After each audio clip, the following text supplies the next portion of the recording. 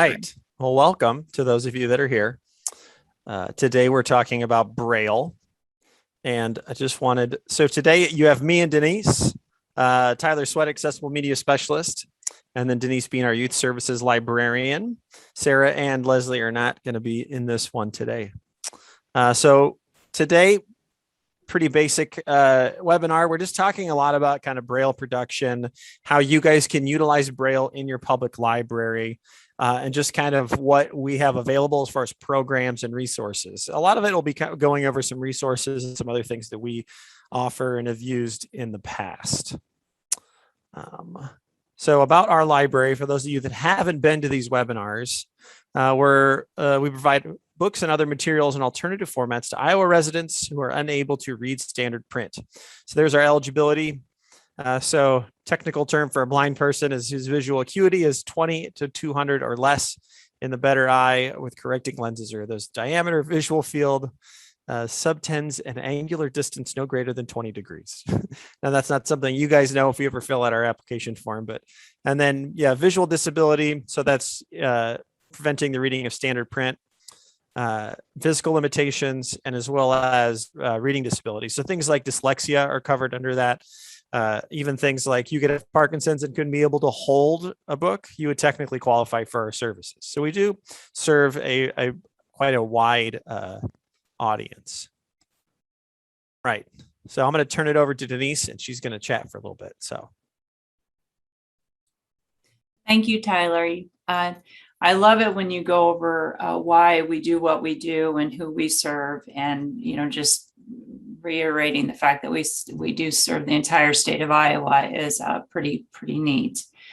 So it was kind of, as we put everything together for this webinar today, and doing some outreach recently into the libraries throughout the state, which by the way, I'll talk about in a little bit. And it's such a great opportunity for your library to allow our library to come into your space and just allow you to ask questions and make us a resource for you is pretty neat.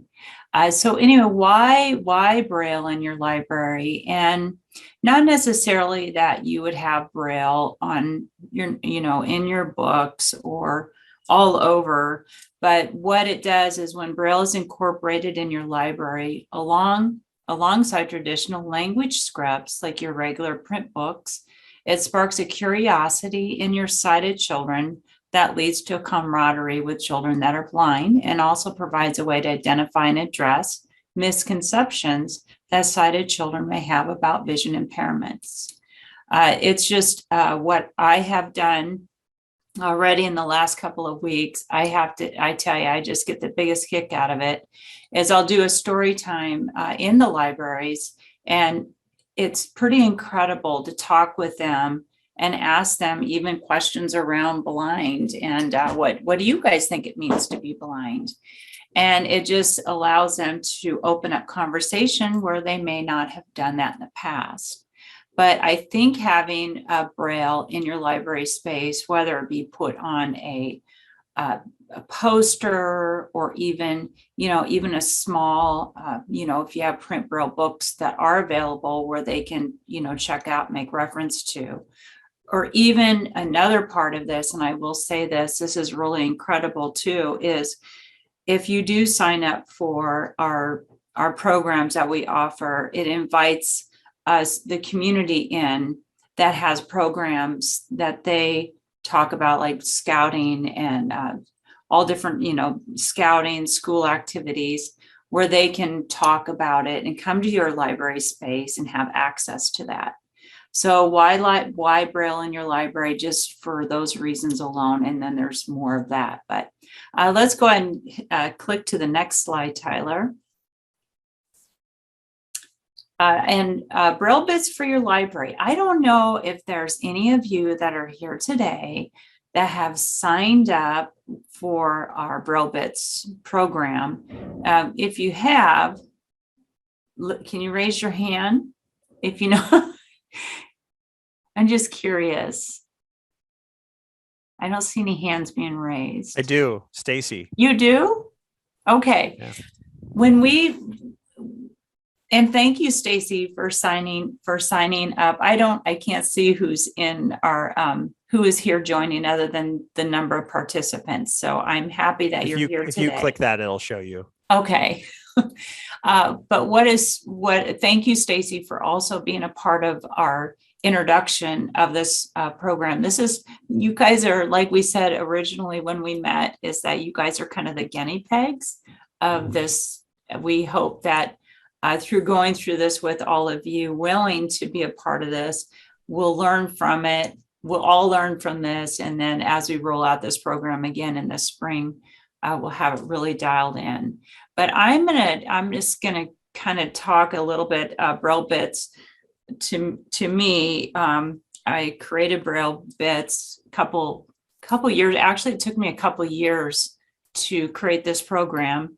And it's basically a program that is designed to introduce you to Braille, but to introduce it to you in a fun way. There's a lot of really positive messages in it, such as quotes and different sayings, but it shows you SimBraille, which is basically ink print. And it talks about the importance of Braille and how important it is throughout by going in and listening to the podcast. It has some, and I don't know if you've listened to a few of those already, Stacy, on the podcast, but it's very enlightening because you learn how to look at everything a little differently and why Braille is so important out in our community. But Tyler, can you share a little bit more detail around the Braille Bits for your library? Yeah, absolutely. I'll just kind of go into the Google Classroom and show off. Thank you. I think it was on. Oh, lesson 7. Nice, Stacy. So this is the system that we've built. Now it's based off of Denise's program, which is on our IMC blog is where it lives, but we kind of turned it into a Google Classroom. So for each lesson, we have a PDF lesson that kind of talks about whatever Braille topic. So like this is lesson 1. So it's just the first 10 letters and just kind of going over that.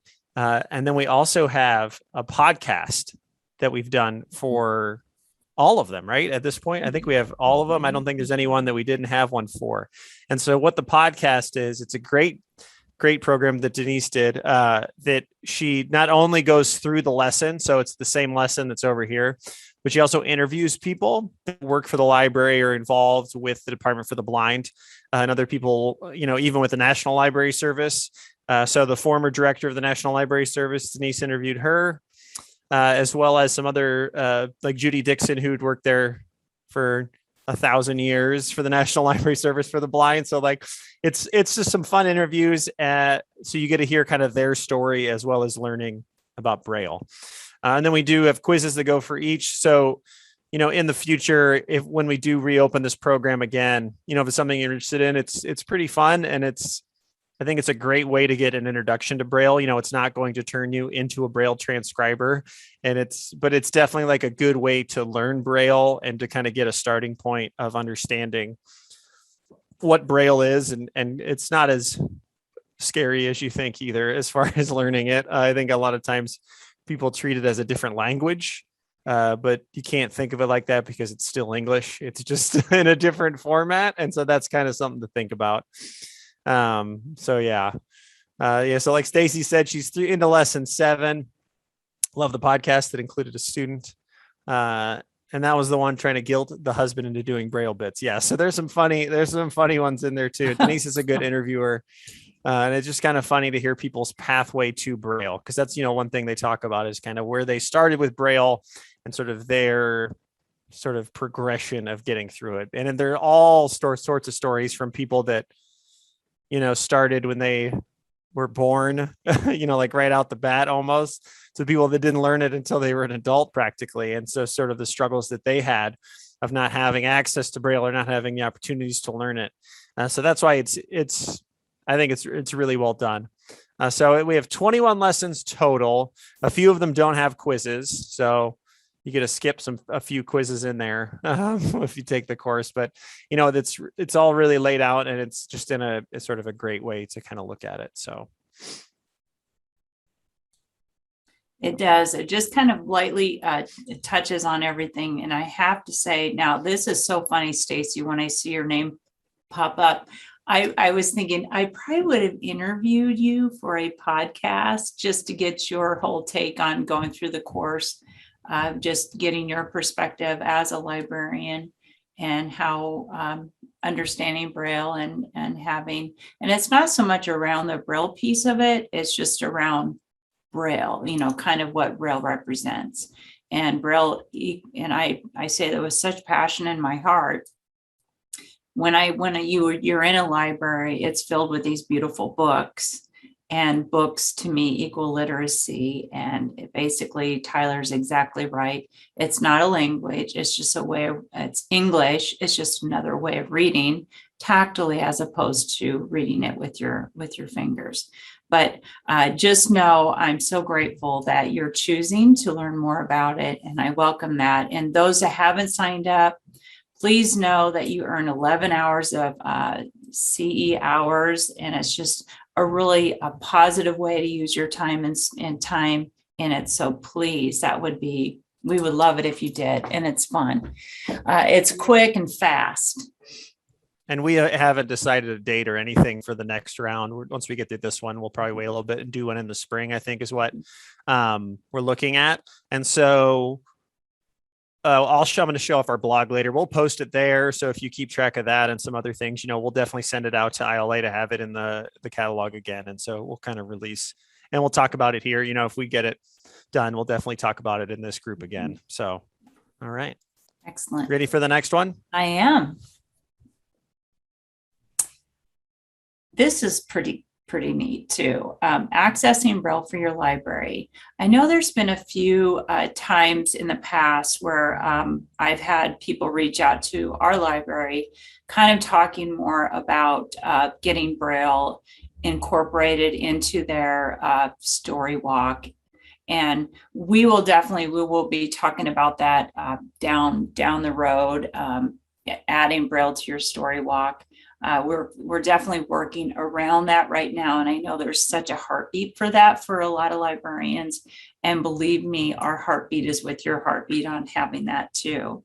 But accessing Braille for your library, there's actually a couple of programs that are available right now that you can sign up for. And a big connection to that is going through Library Talk.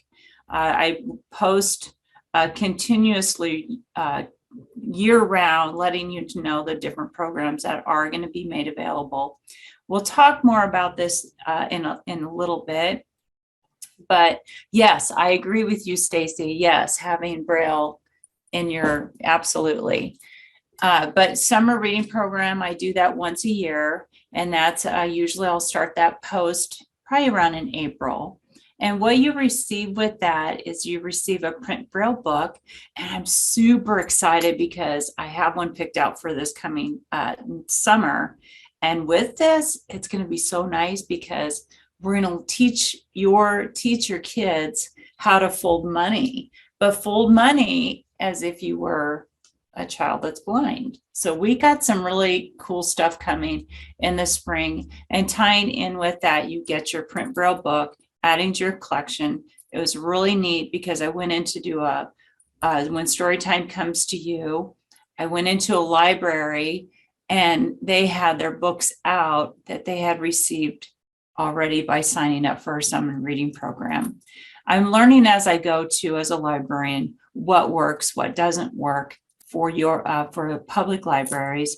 And I just want you to know that it's going to be better than ever in coming up in the 2022 summer. This is new. When story time comes to you, this is so fun. I'll go all over the state of Iowa. I've gone, I think 3 hours from our agency, and have spent time with your library. And like I said, what's neat about it is I can come into your library space.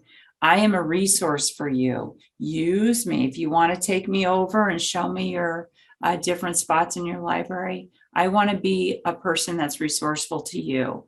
If you're wondering how to go about creating a section in your library that is around maybe conversation, or, having conversation with Braille or accessibility or any of that, I'm there for you. What I'm doing is I'm bringing in a book, a print Braille book, again, to add to your library collection. And I have so what I've noticed is the story times that I have, since it is during the day, it's a younger audience, which is great. So I'm going to bring in tactile coloring pages. I'm also, if ever you want those tactile coloring pages, I'm available for that too. So just let me know if you need some more of those. If you do have me come in, I also get you set up where we actually do different activities using a Braille cell, and they have such a blast doing it. So I would love to come visit your library. So those that are here today, please sign up for me to come see you. I will be doing another post on that through Library Talk once again, and that would be sometime in the spring. So this is an opportunity for you to get Braille added into your library collection by signing up for these different programs that we do offer you. And I don't care where you live, I'll come see you, as long as you're in the state of Iowa. So yes, we can click to the next screen. Thank you. So yes, as I was saying, is that you do receive the one free print Braille book to add your library collection. Also, you get to gain access to accessible programming ideas. I do have, what I am thinking about doing down the road is when I do go into your library space, when story time comes to you, I kind of want to take it to the next level in the springtime and maybe show you how you can create actual tactile drawings, and almost have a little time of show and tell for you as librarians, youth librarians, how to create tactiles. Kids gobble that stuff up. I showed them, I have a tractor tactile, showed it to them, and you guys can make that. I'll show you how to do that. It's really easy to do. Also, you'll learn tips and around accessibility specific for your library by having me come in. I'm a certified Brailleist, and just maybe different ideas for you that you haven't thought about before, only because it's not been on your radar to understand it. But I can look at it and help you understand it all the way down to, yes, down the road with the story walk too. So we can keep going, Tyler. Which I think we're going to dive into a little bit more with accessibility and youth programming, which is our next month's. I'm really excited. I've got some great ideas for you guys. So those that signed up today, I would love to have you guys come back next month. This is neat. Now, believe it or not, we have, as far as resources go, you think, okay, great Braille books, adding to your library collection, Braille books. There are different places that you can go to, and I don't know if we can pop that open or not, Tyler, maybe not, but I do know that Seedlings does offer incredible print Braille books that you can order. And I don't know if any of you have ever researched that or not. Even for us in our library that we have some Seedling books, and also our library patrons. But this is a great spot to go to if you want to add to your collection. I also want to add in another spot for getting print Braille books or books that are in Braille. And that would be through Amazon. Amazon has books that are available. And I don't know if any of you have ever researched that, but they do have books there. The National Braille Press is also a great resource. And I do know that sometimes you do have to do an application to fill out to qualify.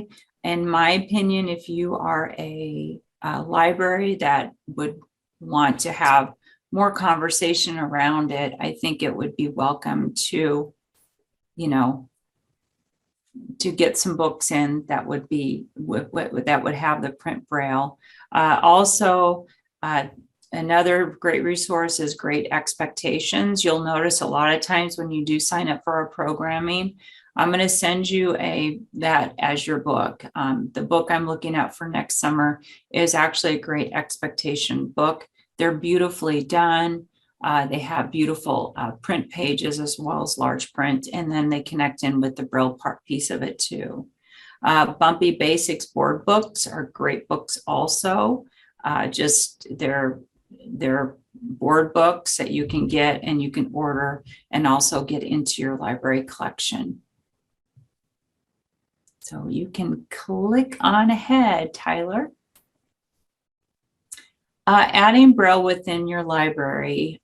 I want to say this, as a certified Brailleist, anytime I have the opportunity to have Braille added into your library is such a bonus for our library, because when we add Braille to your library space, and I have to go back to this library that I visited, they had our information at their countertop. We have to think about it like this. And I've also have heard Tyler talk about this in the past with other webinars. When anybody comes into your library, and that's the one most powerful thing that I want to do as a youth services librarian, is connect with you guys and connect our library patrons with your library, that they may come in and be a part of your programming. I'm really working hard on trying to make that happen from my end.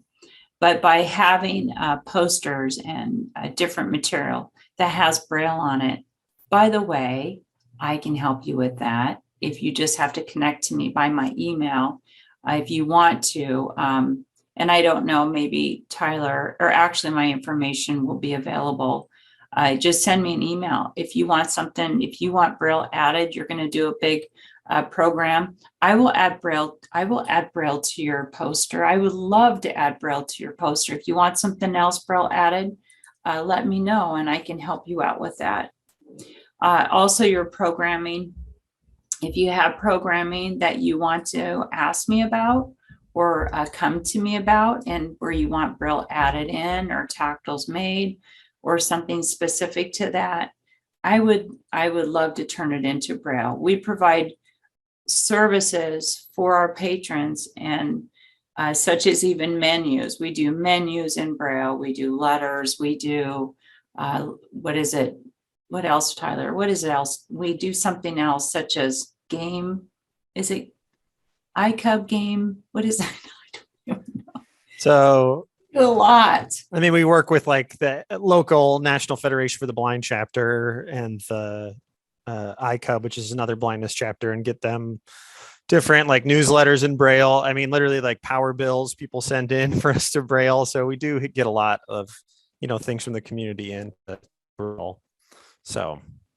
Exactly. And if you think about it, even if you have something up that you want Braille added to, what I would do, and I'll show you what that looks like too. And you may have already seen it if you have gone through our programming in the past, the Embossables, which is kind of a thick plastic sheath that's kind of sticky on the bottom, and it has Braille that lays right over your print. And it's just, you go into hotels, you're going to see Braille in different places. It's great. I mean, you're a library, and it would be really pretty special. And again, not only that, but going back to the very initial slide that we showed for this webinar, we talked about why Braille is so important to have in your library. And that's just a conversation around it. But yeah, you let me know. You contact me directly through my email. I would be more than sparkly happy to add Braille to your posters or signage, whatever you need. I might regret saying that, but no, I would love to. Next slide, please. Yep. This here is an example. So I went into our library space, and it's kind of funny because Tyler and I were visiting, and I go, I got to get a picture on there of what Embossables really look like. And we talked about, boy, it's really hard to get that image that you can see it really well. Well, so anyway, this adorable little book was just right in the light, and I took a close up with my phone. And what this is, it is a picture of a book that we actually ordered, probably through Amazon or somewhere, and we added the embossables over it. So this process can also be added to posters or programming displays. An embossable is just a clear, durable plastic and containing the tactile braille, and that goes right over your ink print. And this is an example of what it would look like by adding it over any type of item. So it's not going to obstruct any of the print or images that you would have, and it would just add to it. It would allow those that come into your library to be able to read what it's about.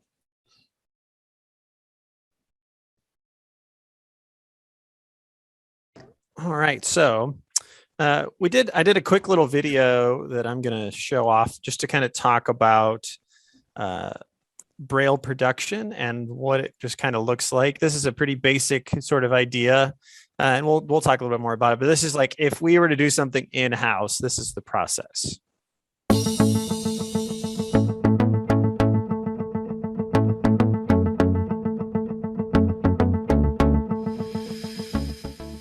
Welcome to our Braille stacks.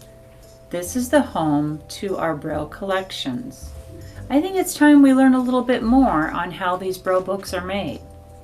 Seated is Jerry Cole, who is a Braille transcriber through the Library of Congress. He is using right now a regular keyboard that allows him to do a 6-key entry. With that, he's inputting his information into a computer that is using Braille software. It allows him to do the 6-key entry, converts it into Braille, but you have to be a Braille certified in order to do this process correctly. Next, he is entered into our Braille room, which we call the Braille room, and that is our Braille 300S2. He has actually communicated to this Braille to turn what he created into hard copy Braille. This is a very textured paper that now is creating our tactile dots. Next, he's going to add the Braille, and if you'll notice on the left side, it has some slashes that allow him to add the binding. He's now cutting each page by page. Makes this process go much quicker when you can have the machine help you out. Lastly, he's going to add the binding. Opens it up, and then adds outside hardcover, which just keeps the Braille protected and safe, and then he slowly adds the Braille into the inside. And then he tops it off with the last end part, which is the cover that keeps the back safe. He will close it by shifting up left lever, and then on the very outside, he will add the labels.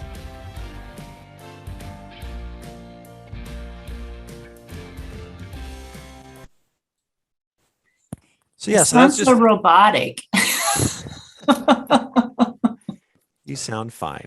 Yeah. So that's the thing. Yeah. So that's just a really like basic idea of what it looks like as far as Braille books being created. You know, a lot of times if it's like textbooks or things that we're creating for students in a classroom setting, you know, we do hire that out to other companies. But if it's for things like what you guys would use in your space, you know, as far as putting those Braille, I call them Braille stickers. I know that's not correct, but Braille stickers over like, you know, your flyers and your posters and other things, you know, that stuff we do in house. So the turnaround's pretty quick on it as far as getting it into us. I mean, obviously the earlier the better, but yeah, but it is fairly quick. So.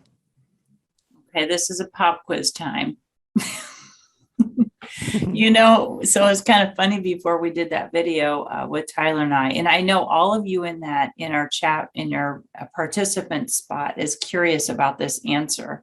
How many Braille books do you think we have in our library? 50,000. which is a lot.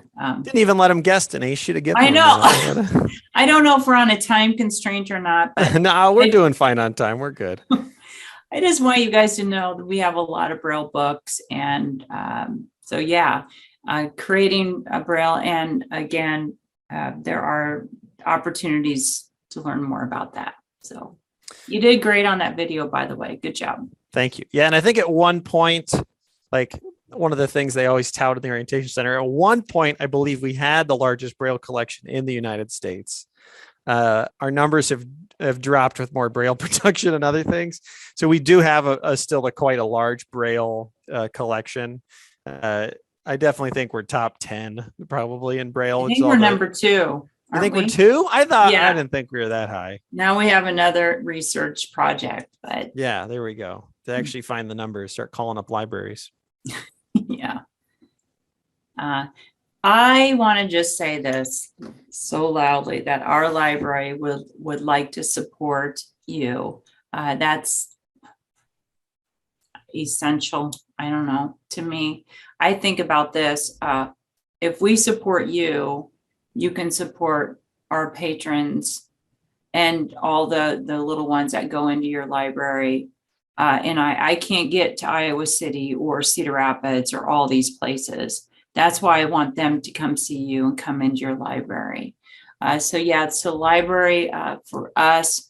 Like I said, and you've heard this repeatedly by watching our webinars, we provide material in alternative formats, Braille, large print, digital audio, and recordings. But let me just go to the next slide and I'll tell you why I'm telling you this. By inviting us to come in and be a part of your library, we have, and you may not know this, so that's why I'm especially glad that you're here today. We have a program that we offer, and it will get back to how it would help you. If you have somebody that were to come into your library, such as a patron or someone, we have what's called a Books for Kids program, and it does provide books for them once a month where we send them out books automatically, and then they send them back to us. And these books are provided to them in Braille, in print Braille or large print or even, audio. So if you have, and I've had librarians from other parts of the state contact us asking us what can we do for them? Well, we can add to what you do for them by providing them the Books for Kids program, and that's providing books that's sent directly to their home.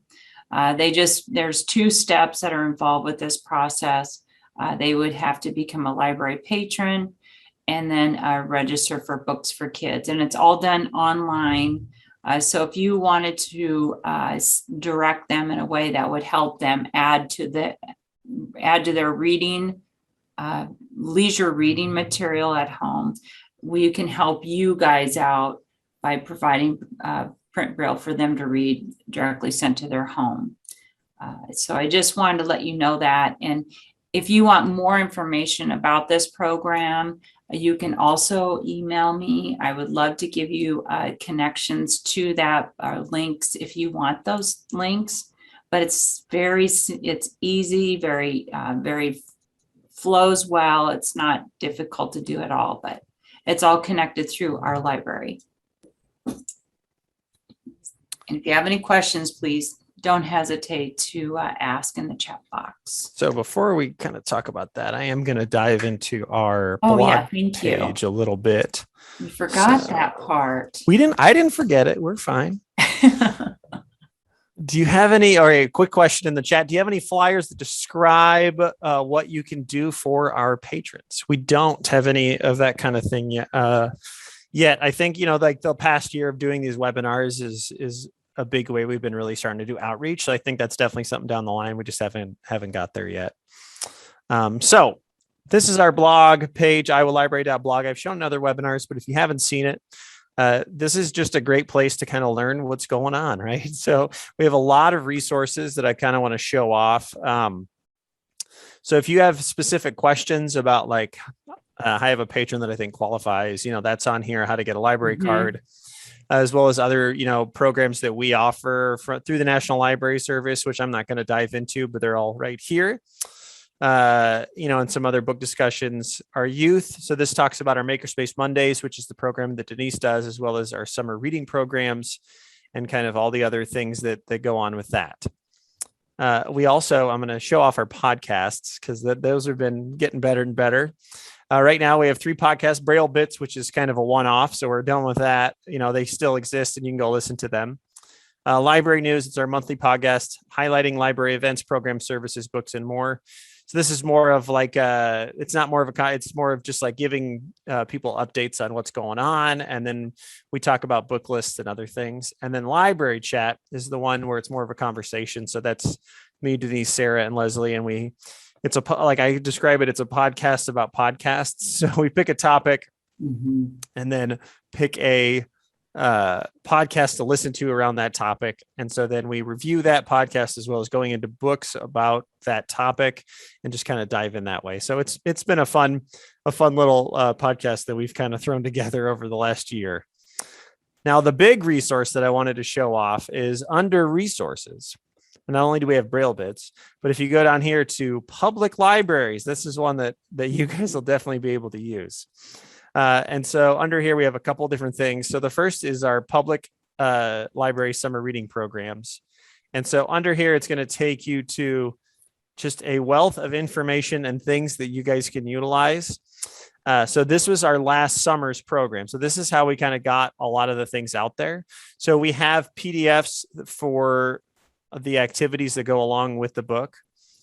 So I'm just going to pull this one up. And that's where they can have the print Braille book if they sign up. Yeah. So Pete the Cat was the print Braille book that we sent out. And so this is just kind of the activities that you can supply with it. And just kind of, utilize, it's basically a program that you guys can utilize in your own library with everything you need. And so, we have videos, I always make a YouTube video that we kind of go along with it, describing the book and going through like what the program is, and those things like that.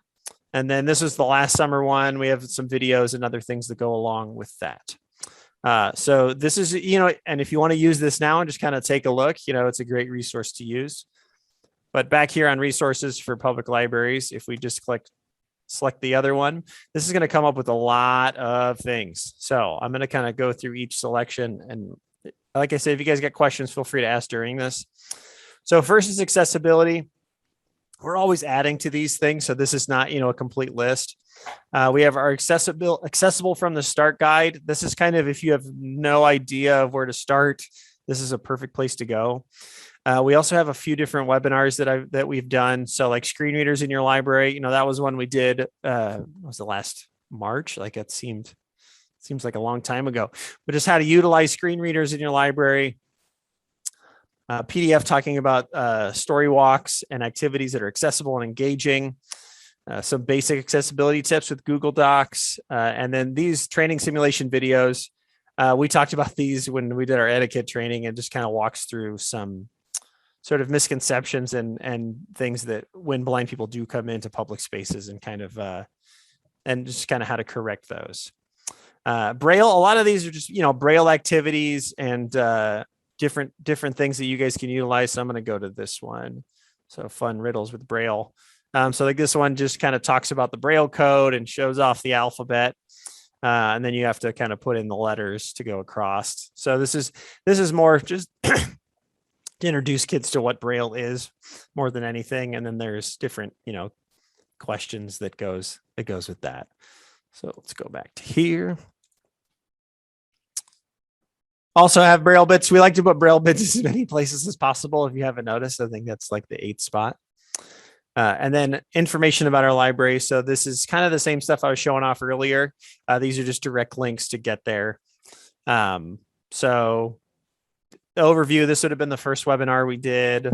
Our instructional materials center. So this is sort of the area of our department that produces the Braille and gets it all ready to go, getting a library card, and then BARD, and just kind of talks about those things. And then services. So BARD, so Braille Audio Reading Download, Iris, which is one that's not through us, but we have information about. So that's the Iowa Radio Reading Information Service, which is a service that basically gives blind people in Iowa access to audio newspapers. So it's like a number they call into, or they have specific radios that they can have that are just reading off the newspapers for the day. And then the National Federation for the Blind Newsline, which is another program that they can call into to get news read to them. It's more like national news and other things that go along with that. And then down here at the bottom, we have our youth area. So this is, the Tales and Travels with Pete is the one we talked about already this last summer, and just some of the other programs. This is a great one. So it's 12 easy tips for accessible preschool arts and crafts for kids who are blind or visually impaired. And just some other, things that we do. So I think it's just important to, check it out, take what you want and, utilize it as you need it. And then always I have to make sure I sell our YouTube channel. If you want to go check that out, it's youtube.com/Iowa Department for the Blind. And so on there, there's a lot of webinars that we've done over the past year and a half, as well as youth programs and other things that exist on there. So you can watch Denise throughout all of the last year and a half and the programs she's done and the activities that go along with it. So that's, just another great resource to kind of take advantage of. And so, the reason we really wanted to build something like this is sort of like a hub for public libraries is because, we think that the more that we can get this information out, the more it makes, your libraries more accessible, not just to blind patrons, but to anyone that walks in the door. And it just makes public libraries a more welcoming place for everybody. And, that's what you're trying to build community as best you can. And, that's why we find it a necessity to get this information out as efficiently as possible. So do you guys get any questions about this resource and other things? Again, it's iowalibrary.blog will get you there.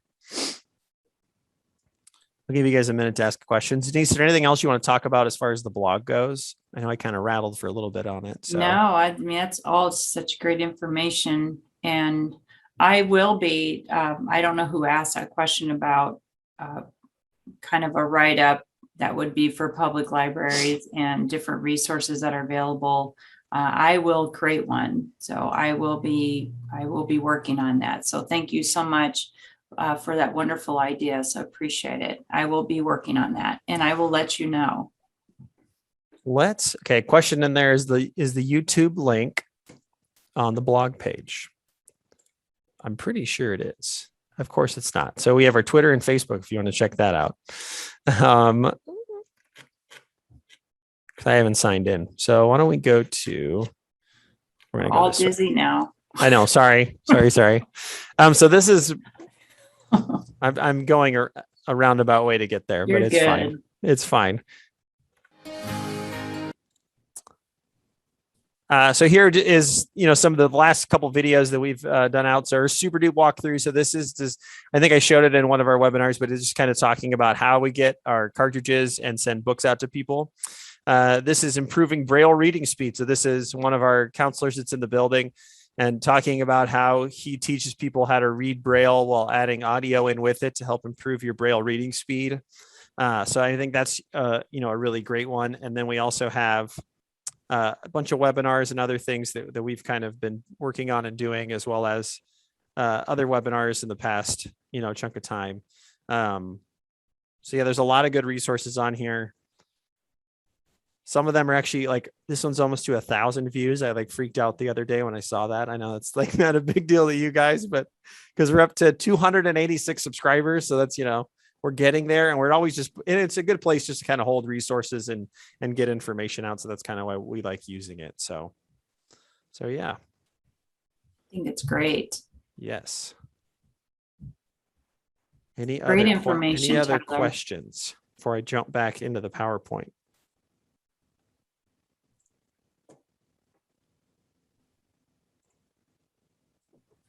I do know that other up and coming topics will be really geared around youth programming. And I know that next month we will visit a little bit more about the story walk and the different ways to incorporate accessibility into your specific programs that you do. it's kind of exciting because I'm going to even that online part of it, like if you're to do an online story time, how can you add to it in a way that's really positive for your library patron as well? And I don't know, I know steering away from that online, maybe you're not doing it as much, but I still think it's kind of part of our new pattern now. I'm going to show you ways that you can do an online story time that adds to how you do it. I mean, I think you'll be pleasantly surprised at what you can learn next month by coming to the webinar. Also, we were awarded Scale Up programs. I don't know if any of your libraries, if you guys applied or not, with the Scale Up, and I'll show you just kind of how to go about that process of deciding on the youth and STEM part. So a lot of different things coming ahead in the kind of wrapping up the year of 2021. But I do want to conclude, if there's any questions out there, feel free to ask. And like we said, this is our, Yeah. Like library phone line, if you have any like specific questions. But I'm going to throw into the chat my email as well as Denise's. Yeah, our Iowa library.blog has such a radius of learning. There's so much that you can learn from that. And I'm going to please, try that if you guys want time. to add Braille to anything, just send me an email direct, and with your posters and whatnot, I can help you out with that. Be happy to. All right. Well, I don't think I have anything else. I'm not seeing any other questions. So thanks for coming. And yeah, so the next month's, I think next is the youth, November 18th. Yeah, that's right. We're doing it earlier next month. Yeah. It's 18th or 17th? Well, should be the 17th. It's 17th. Now I don't know why it's that's a Wednesday on here. Yeah, because the Wednesday we would usually do it is the day before Thanksgiving. Yeah. There's 1,000 things going on and whatnot. So, all right. Well, that's all I got. Scott, you got anything else? I think we're good. All right. Thank you to you both.